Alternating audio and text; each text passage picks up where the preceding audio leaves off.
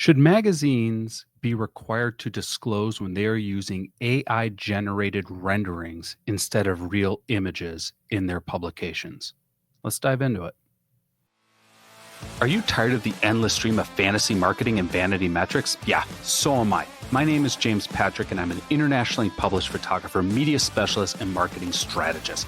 As a creative entrepreneur, I face the same exact frustrations you have, being bombarded by generic advice that promises success but never lives up to the hype.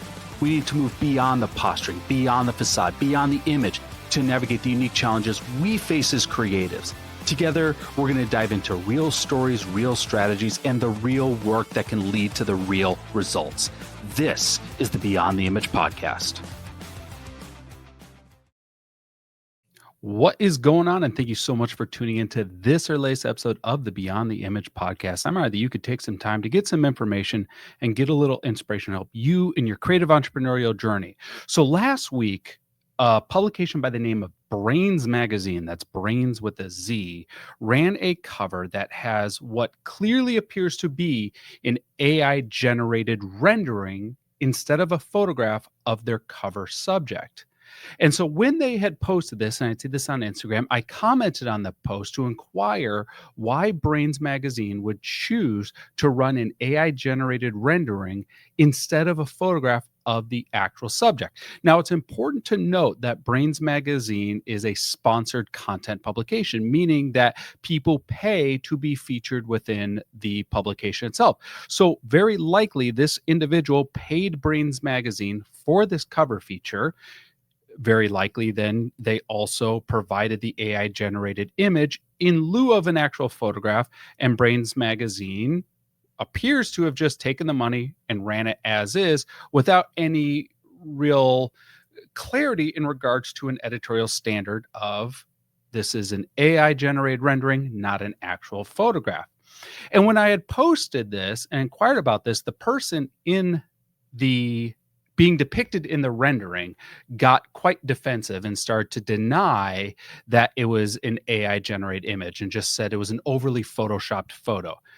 She's since gone back and deleted those messages and those comments on this thread.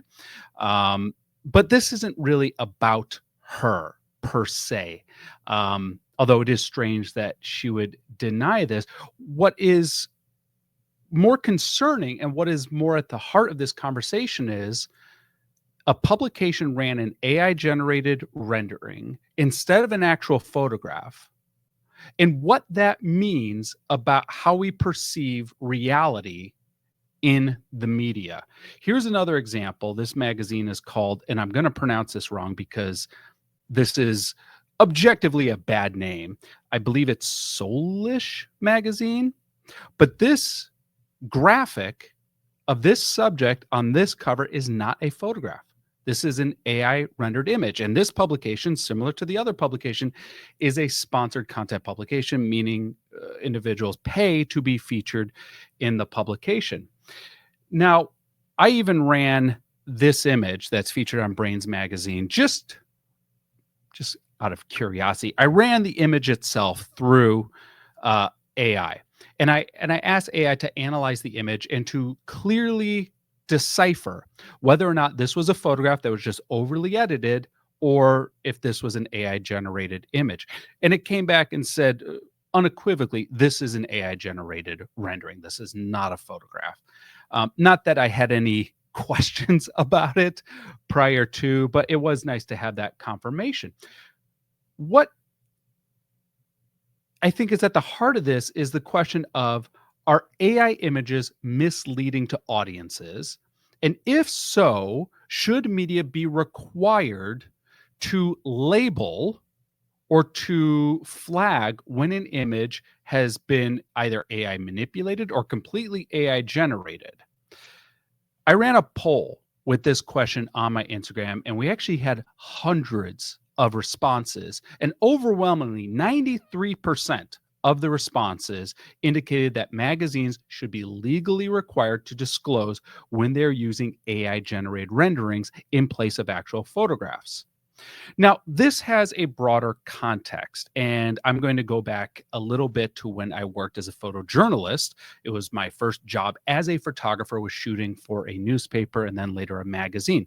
The rules of what I was allowed to do to an image I took as a photographer for a newspaper were very strict, because nothing I could do could ever alter the context of the image. It had to be run as close to how I shot it as possible. Meaning, could I make it black and white? Well, yes, newspapers print black and white. Could I sharpen the image? A little bit. Could I increase contrast? A little bit. Could I adjust the exposure of the image? Sure.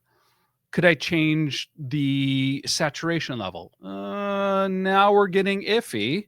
It depends if I'm changing what is being documented or what is being displayed in the image. Can I crop the image? Maybe, maybe not. If I crop the image, for example, and I crop out something that is extraordinarily relevant to the context of that image, that would be considered misleading to an audience. It would go against journalistic and ethical standards of that newspaper.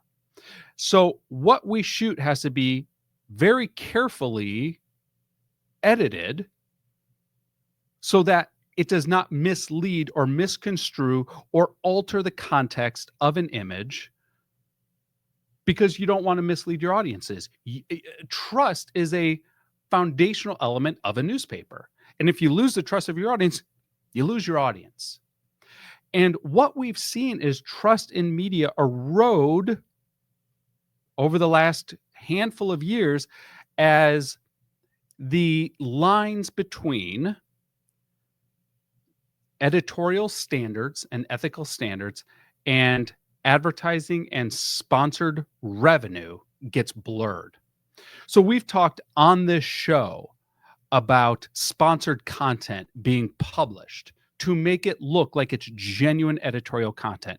Advertisements being published to look like it's genuine editorial. These magazines are a pinnacle example of this. This is made to look like it's genuine editorial. Like these people, through their work, through their achievements, earned these media features. But these are sponsored features. This was likely a transaction that placed them on this cover. And the FCC requires that when a placement is sponsored, that the media outlet has to disclose that this was paid for and this was not a genuine editorial feature. And you'll see that in magazines, sometimes up in the header, sometimes close to the footer, where it says this is a special advertising section or a paid sponsored placement. And it's small enough to be overlooked, but it is there. Now, as far as I can suss out, the FCC doesn't have specific guidelines on when or where that disclaimer has to be made. So they could hide it in the table of contents, for example. They could hide it in an appendix, for example. But should there be something in regards to a rule on how media is using AI? Now, I understand that a magazine, in this example, is different from a newspaper. And a newspaper has a higher degree of standards of the anticipation of standards. Whereas a magazine, we as readers might give a little more leeway and understanding that the magazine can take some more creative liberties. And we see this with Photoshop. And that's kind of that next phase is, how much Photoshop is too much Photoshop to an image. And I think the context of where the image is being used matters in this case. So if it's being used in a newspaper, as we've discussed, minimal, if any. If it's being used in a commercial magazine, I do believe it's okay to edit an image. And this is completely subjective. I will edit an image to what I believe looks like how I saw it when I took the photo. And the analogy I give is imagining a sunset. You take a photo of a sunset, and when you look at the photo, you see a bunch of power lines in the photo. You didn't notice those power lines when you took the photo of the sunset. You only notice in the photo. Well, my camera, like, what is it? The R5 is like 50 million pixels. It's going to pick up everything that we don't see. And so when I'm editing, I'm bringing the photo back to how I saw it with my eye, and not the 50 million pixels that the camera's rendering. So, will I remove or adjust or make modifications? Sure, but to a level that it doesn't change the context of a photo. And my personal, as a business owner, as a photographer, when I'm editing a photo, if I feel a photo and the editing of that photo goes beyond what I consider to be realistic or a accurate representation, I might say no. And I've actually been dismissed by clients for not editing a photo beyond what I thought was appropriate and professional for my business. Okay. Do I think that media outlets should disclose if a photo's been photoshopped? Why not? Why not? What would it hurt to require there to be a small footer that says this photo has been edited using Photoshop? That would not hurt the purpose of that image being run. Now, in an advertisement, I don't really have many objections when it comes to photo manipulation, because an advertisement, by definition, is commercial and it's manipulative, and it is done to convince an audience to take a certain action. So, okay, commercially, that does not bother me as much. But when it's done with genuine editorial, and editorial means that there's some element of news to it, and if a magazine is printing something that they're not being paid for, whether or not it's just a light feature or a business profile, it still falls under news, even though it's not hard news or breaking news or cutting edge news. I still put it under that editorial banner.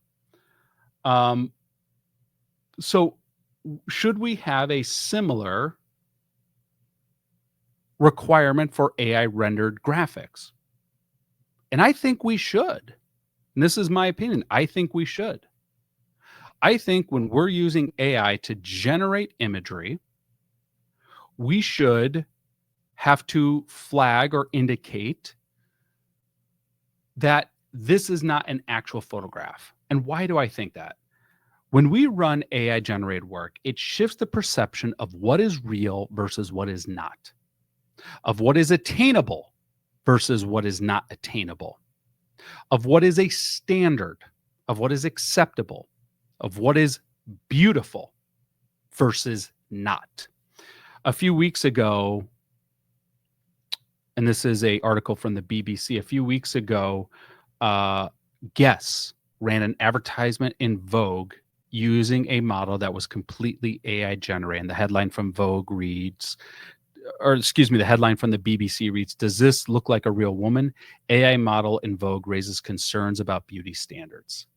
And one of the responses, this was a response on X, someone wrote, "Wow, as if beauty expectations weren't unrealistic enough, here comes AI to make them impossible. Even models can't compete." I mean, that's pretty jarring that they are creating such an unrealistic expectation and standard of beauty that even the top models in the world cannot achieve it. So the question is, what can be done or what is being done about this? Currently, the FCC has some restrictions around the use of AI. So, for example, and this is paraphrasing an FCC initiative, they are initiating a proceeding to require radio, television, cable, and satellite providers to disclose when political ads contain AI generated content, including images, because using AI generated content could wildly mislead a viewer. And this proposes to inform viewers and listeners about AI use in political advertising. But that's one of the only areas that they are looking to implement this in is political advertising because of the implications and the consequences of it being used in political advertisements. But why can't this be pushed further? Unfortunately, with the current administration, there is going to be a bit of a um, restriction on funding for the FCC, and a deregulation of a lot of the FCC. Um, So it's not going to happen anytime soon. And that's really frustrating and really unfortunate, not just as a photographer, not just as someone who is also a publisher, but as someone who looks at what we're doing and sees the growing chasm of trust that people have with media outlets and only sees this divide getting much larger. I'm always open to hear your thoughts on this topic. You can reach me on Instagram at jpatrickphoto. Jamespatrick.com is the website. By the way, if you haven't heard, we have my new book, absolutely free, One Light, Many Looks.